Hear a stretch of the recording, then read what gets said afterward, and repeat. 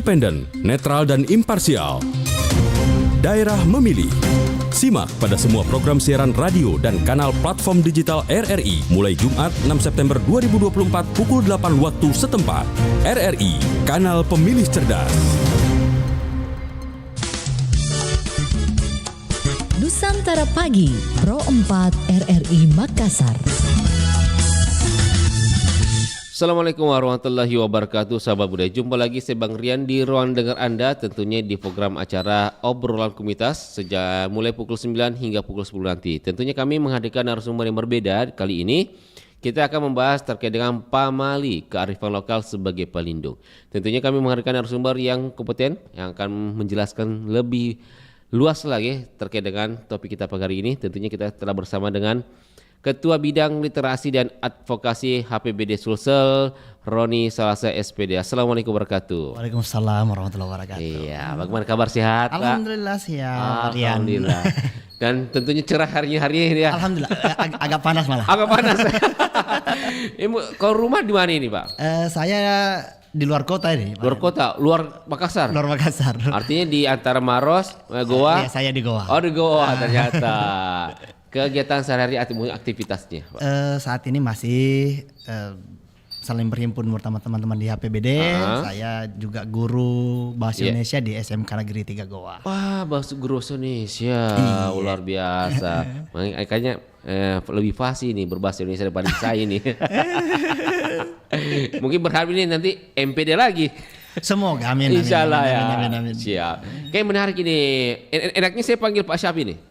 Roni saja. Roni. Oh iya. Roni saja. Pak Roni, ini menarik tema kita hari ini. Mungkin orang masih banyak memahami hal-hal begini. Pamali. Iya. Nah, pamali kearifan lokal sebagai pelindung. Nah, kalau kita bedahlah satu persatu. Pamali itu sebenarnya apa sih? Oke, jadi pamali dalam bahasa Bugis itu pemali gitu ya. Oh iya, pemali ya. Pemali, Bahasa ya. Bugisnya, iya. Makassar kayaknya juga kurang lebih mirip Iya, dengan bunyinya. iya. Saya kurang tahu bunyinya seperti apa. Tapi pemali ya secara sederhana adalah hal-hal yang dilarang, tidak boleh dilakukan dalam masyarakat gitu ya. Oh iya. Dalam hubungannya dengan aktivitas keseharian sih biasanya. Ya, pemali. Dan ketika mendengar pemali, ya kalau generasi sekarang mungkin akan menganggap dilarang makin seng. Oh iya. Jadi dianggap sebagai sesuatu yang membatasi ya. Oh gitu ya. iya. Iya, tapi kenapa tadi kita membahas tentang yang pelindung itu? Karena Kearifan lokal sebagai kearifan pelindung. lokal. Jadi pemali itu bagi saya secara pribadi itu ada niat untuk melindungi sesuatu di balik pemali dan ya larangan-larangan yang ada di situ. Ya mengatur norma, aturan dan seterusnya gitu. Kurang lebihnya sih begitu yang bagian awal. Baik. Nah, dari kita memang di masyarakat ini terkadang memang banyak pandangan bahwa pamali ini memang jangan.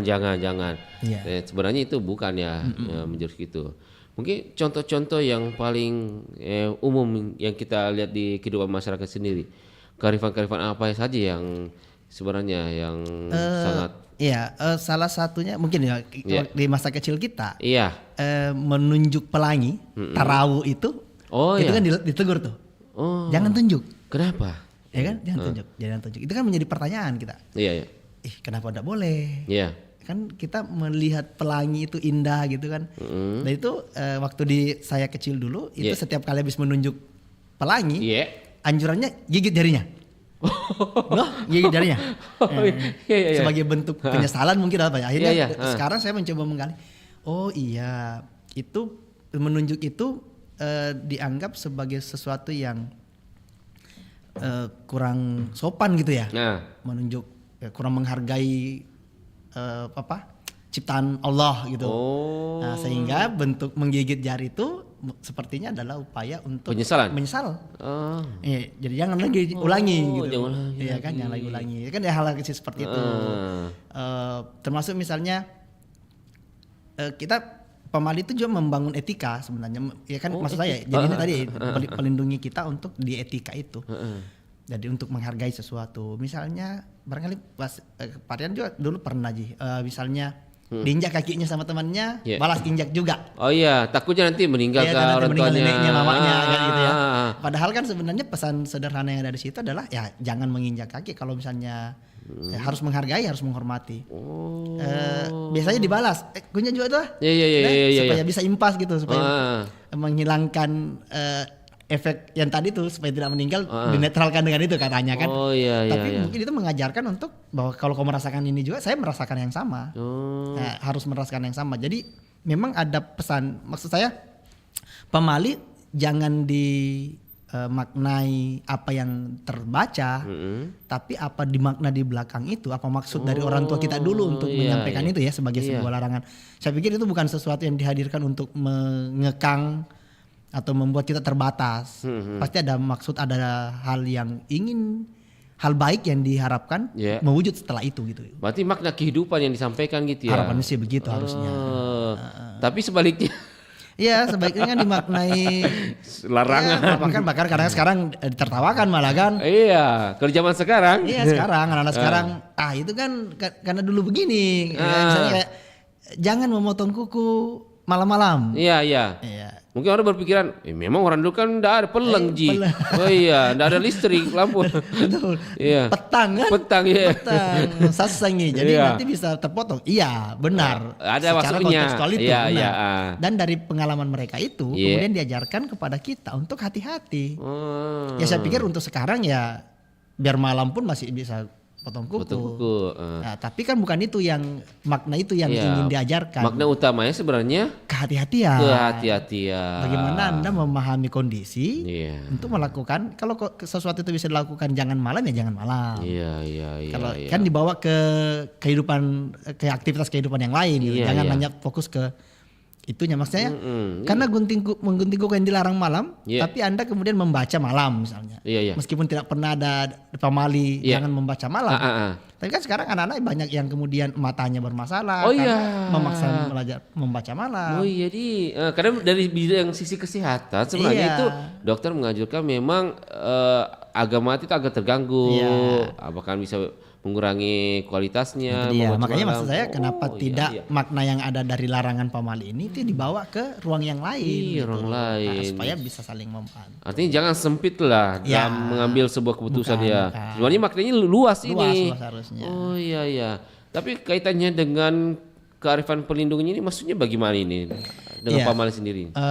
Jadi ada beberapa contoh kasus dan ini menarik bagi saya. Salah satu misalnya pelindungan yang saya maksud tadi tentang melindungi kita dari menjaga etika dan moral, tentang kayak tadi bagaimana menghormati orang lain, bagaimana berinteraksi dengan orang lain, menginjak kaki kemudian dibalas juga supaya saling sama-sama merasakan.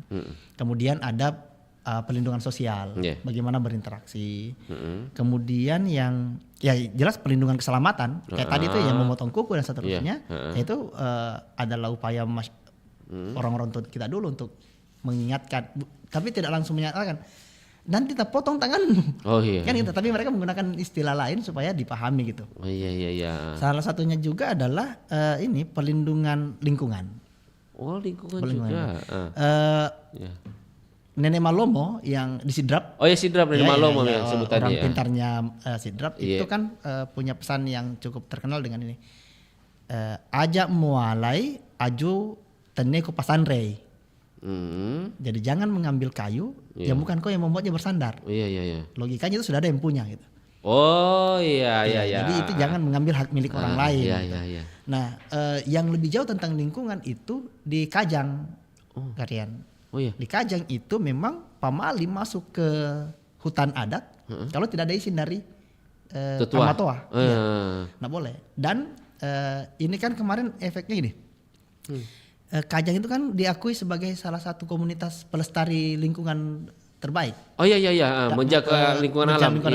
Beberapa penjaga, hari yang lalu ya. Itu dunia yang mengakui itu dengan kearifan lokal itu. Pamali untuk masuk ke ala karaja Dan itu di sana berlanjut ke hal-hal yang lain, misalnya pengantin itu kalau mau pakai kayu nebang di hutan itu enggak boleh dia nebang kalau dia belum tanam penggantinya. Oh iya ya. Iya, pemali dia Pemali. menebang pohon besar kalau dia belum tanam penggantinya. Penggantinya juga harus usia berapa, sudah berapa tinggi berapa baru biasa nebang. Oh iya Kayak ya. gitu. Jadi itu adalah bentuk penjagaan dan itu lingkungan. Iya, ya kalau sekarang kan memang saat ini anak-anak kita itu dilarang pun ya masih, ya kan? Babal. Iya, saya orang bahasa Indonesia yang kadang miris melihat Iya. di tempat sampah dilarang membuang sampah di sini, Iya. sampai sudah ada bahasa-bahasa kotor Iya. yang kurang enak. Tapi orang masih buang sampah juga. Iya. Iya kan, jadi memang meskipun ya ini pemali itu sebenarnya maksud saya bahasanya sudah halus, Iya. sudah diasosiasi ke hal yang lain supaya tidak langsung ke situ supaya Iya. kau nyadar gitu. Iya. Tapi memang ternyata tidak, karena langsung pun Iya. ternyata masyarakat kita belum peka-peka juga. Iya kan gitu-gitu. Berarti memang ini pemali ini banyak aspek dia masuki ya. Iya. Iya, itu termasuk yang dari saya maksud. lingkungan. Lingkungan masuk. Kalau kita ambil dari sistem lingkungan, ini kan sistem rebuisasi. Iya. Artinya sudah menebang, menanam. Ini sudah diajarkan sejak dulu oleh orang Kajang. Artinya kita harus petiklah dari situ nilai itunya. Benar. Karena kebanyakan sekarang nebang. Iya, maunya. Maunya. Seperti itu nilai penting itu pemali di situ. Iya, benar. Iya. Ya mungkin bisa dilanjutkan lagi pemahamannya terkait itu. Iya, jadi salah satunya itu. Nah kalau misalnya kita ada contohnya ada beberapa contoh yang misalnya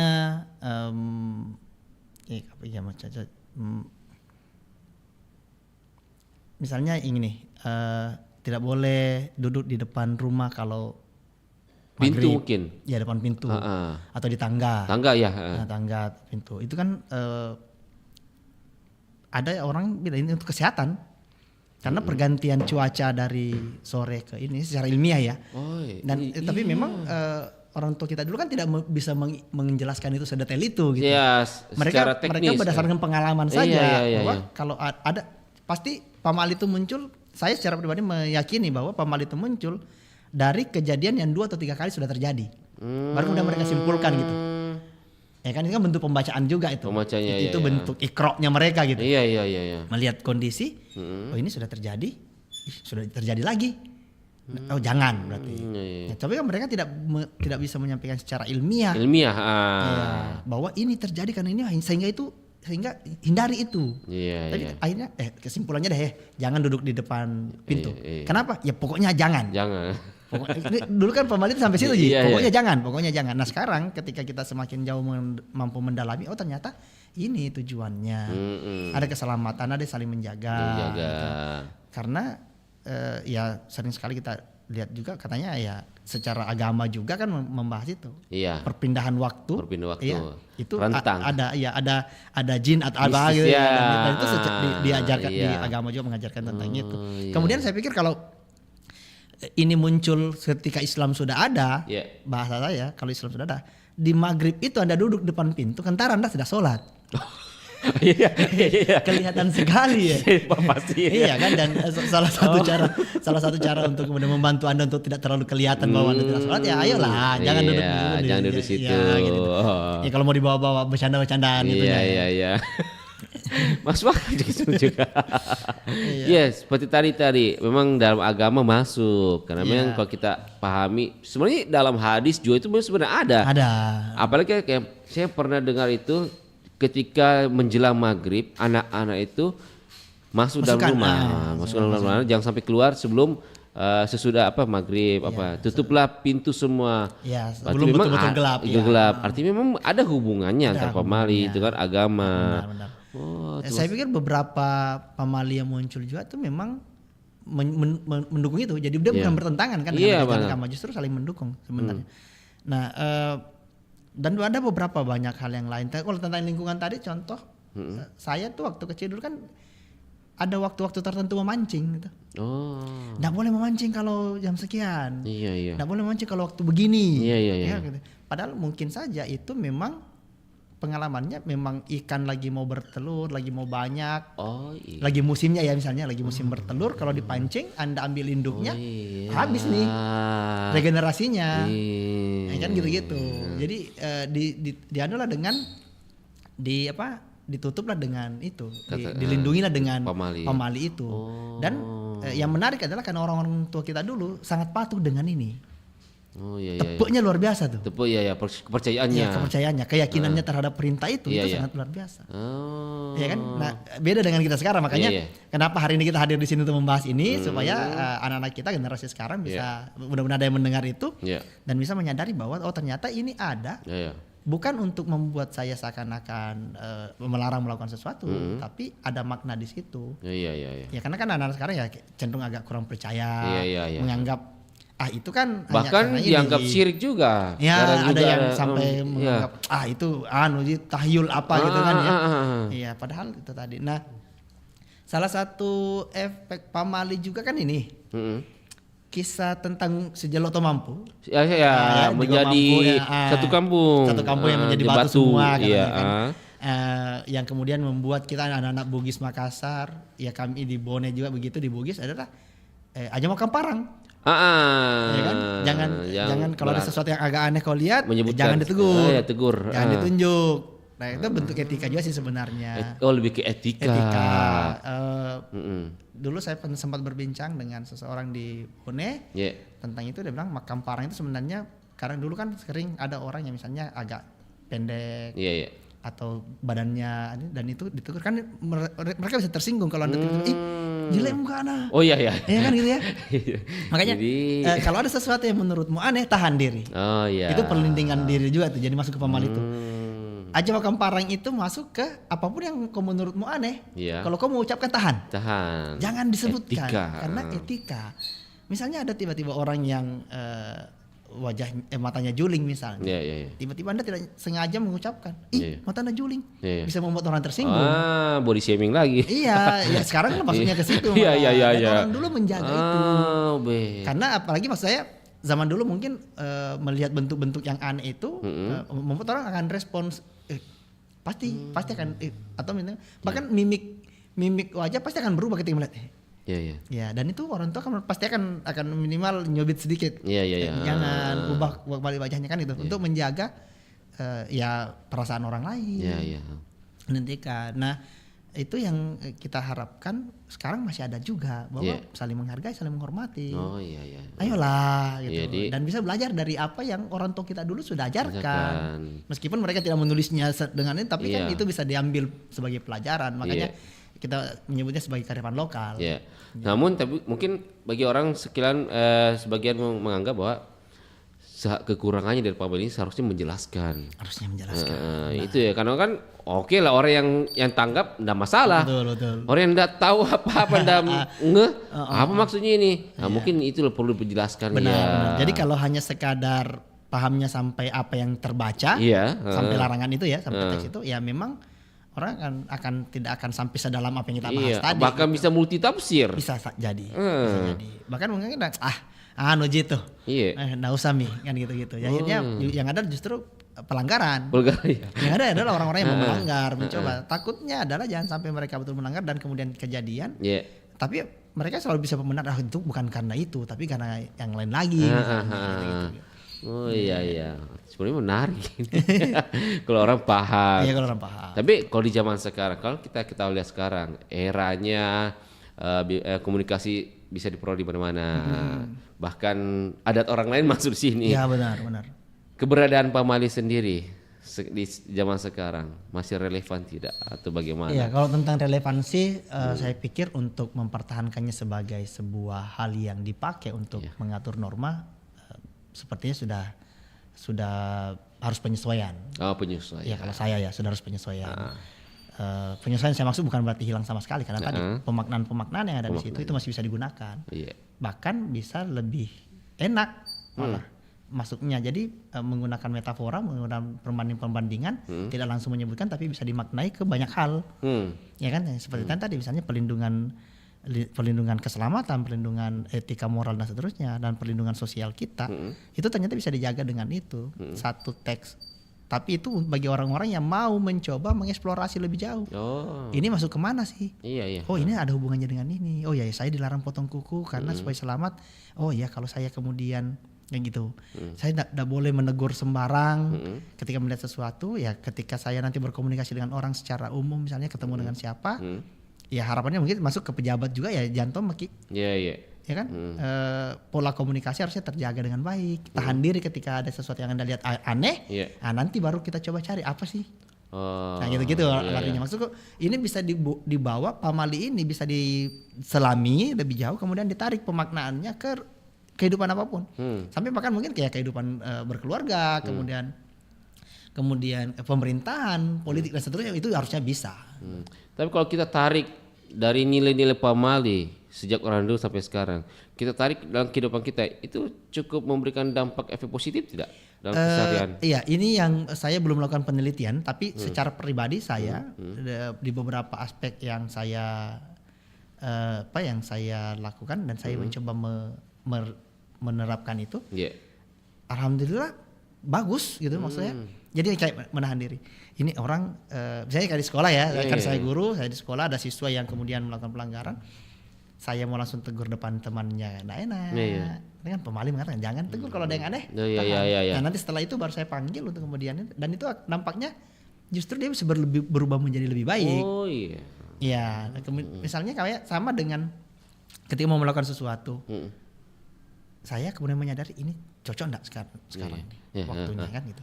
Itu sama dengan karakter tadi penting kuku atau kemudian mancing tadi itu. Cocok enggak ya kalau saya lakukan sekarang.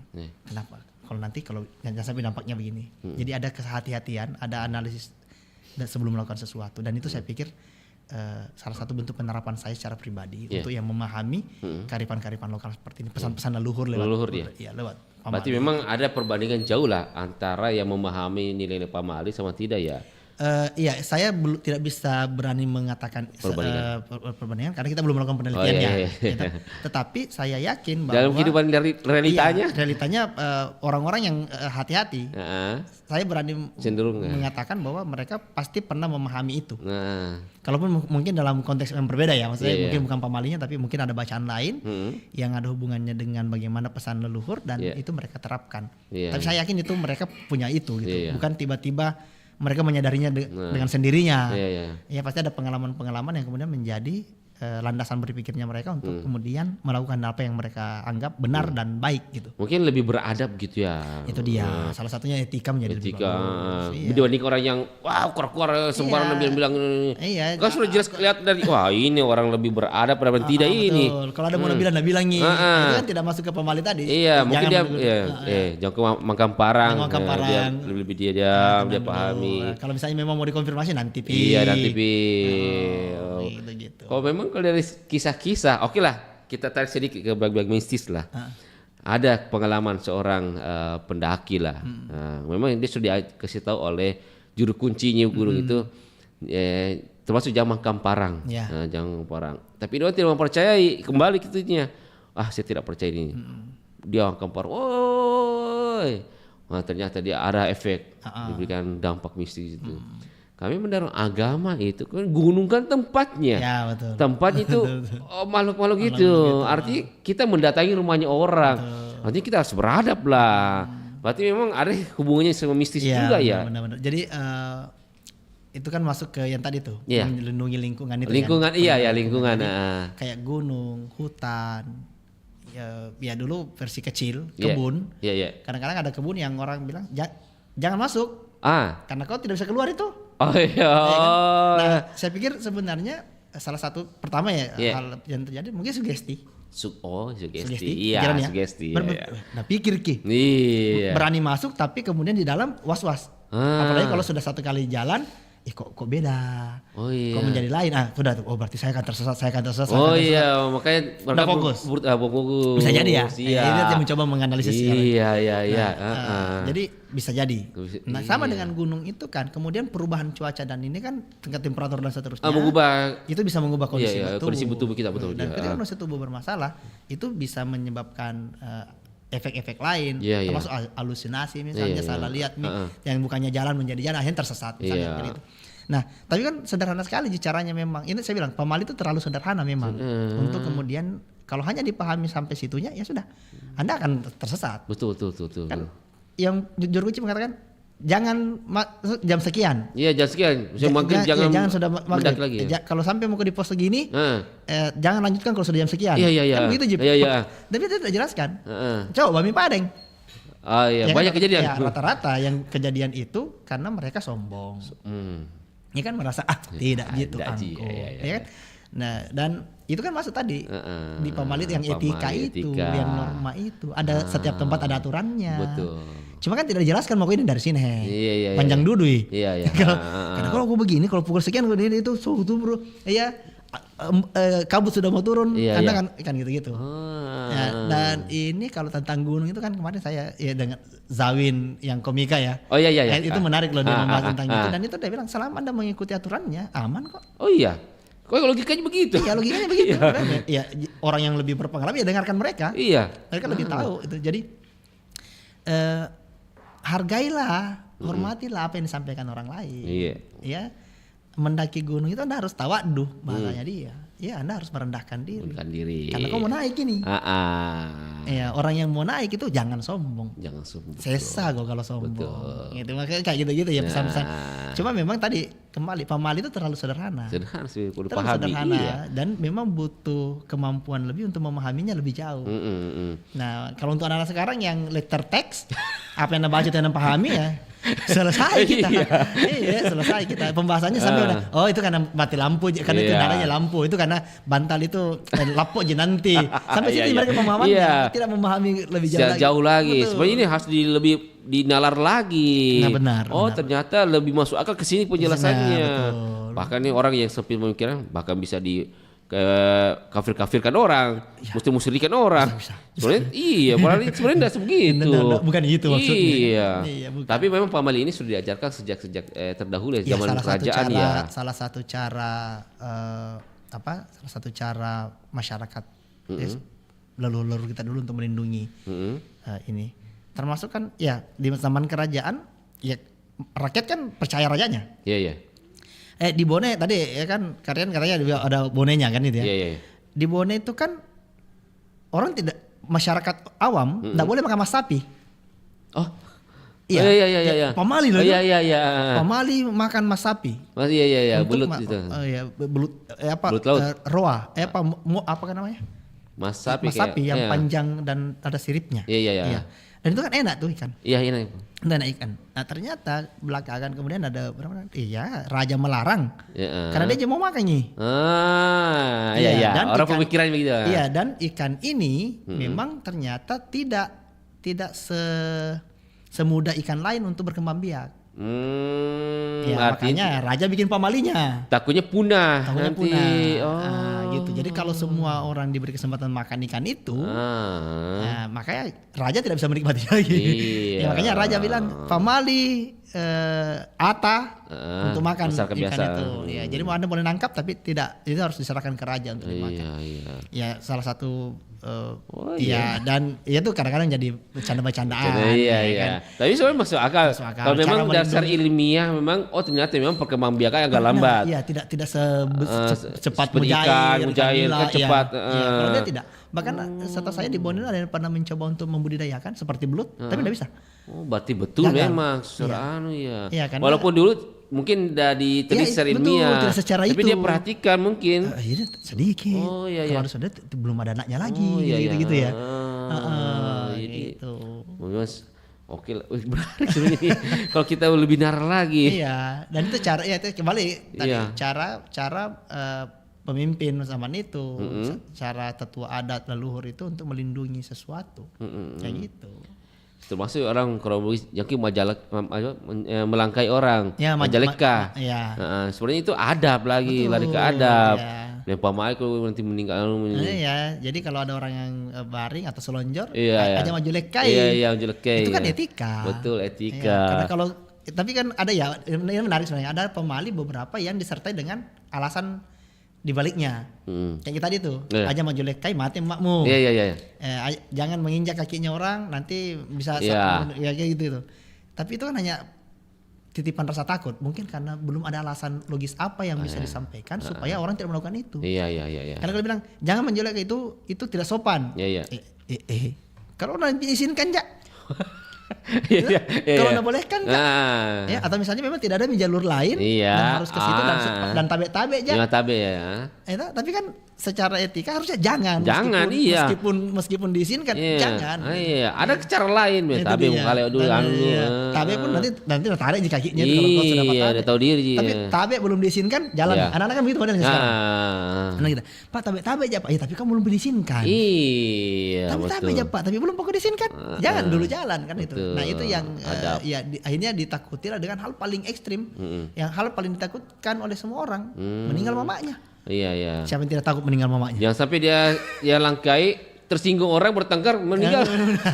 Bisa jadi. Iya. Mungkin juga tadi larangannya menginjak kaki orang, jangan sampai tersumbu emosi, pertengkaran. Keluarga. Iya, antar keluarga. Iya, Karena cepat tersinggung. Sama-sama mendukung anaknya. Iya. Kan? Iya, menjadi masalah. Iya. Kalau kita kan mungkin dari situ juga nanti bisa mati ada orang karena bertengkar gitu. Sejauh itu. Oke, Pak Roni, masih banyak pertanyaan yang saya mau tanyakan. Kita lewatkan satu buah lagu dulu, baru kita kembali. Baik, sahabat, masih bersama kami di 92,5 FM. Tetap bersama di obrolan komunitas.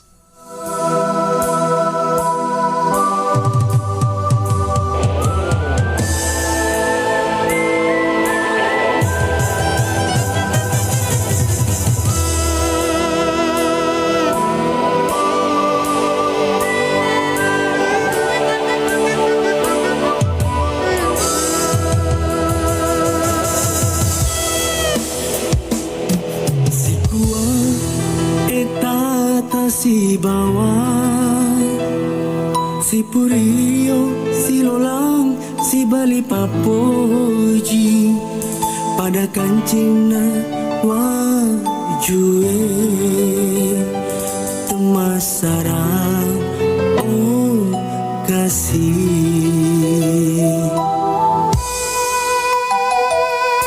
urapangi kasih aleku puji nato masih di hati magina madi mundi belemi pane si mata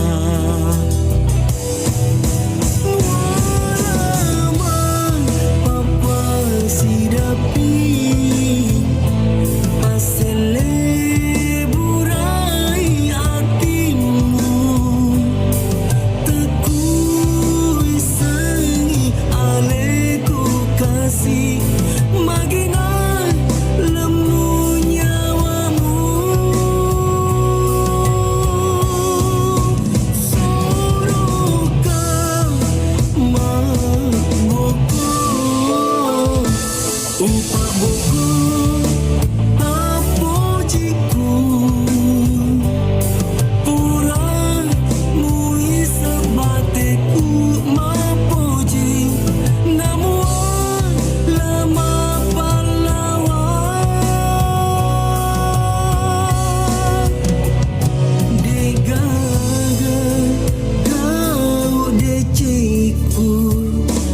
Dek gagal pas ngera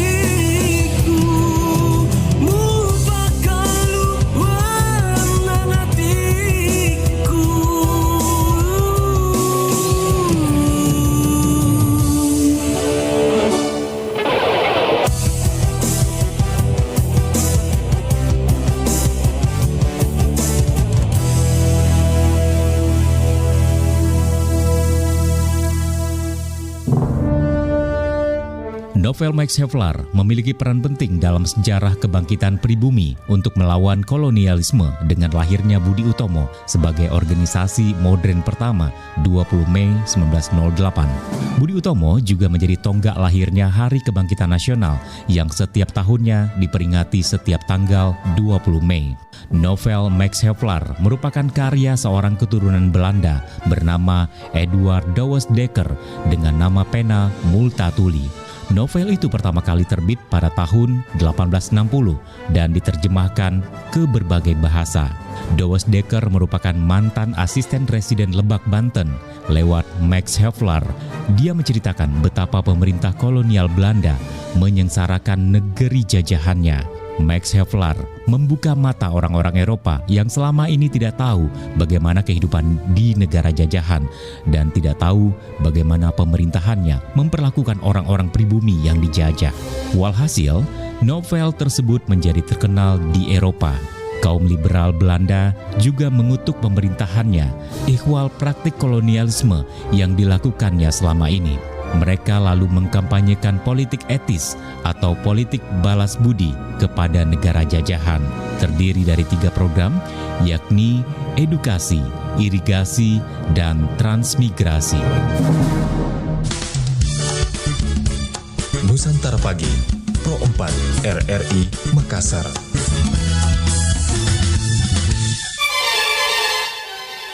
Baik, sahabat Bude, masih kita di acara obrolan komunitas. Kita lanjutkan lagi Pak Roni. Nah, mengingat waktu sudah agak sempit ini.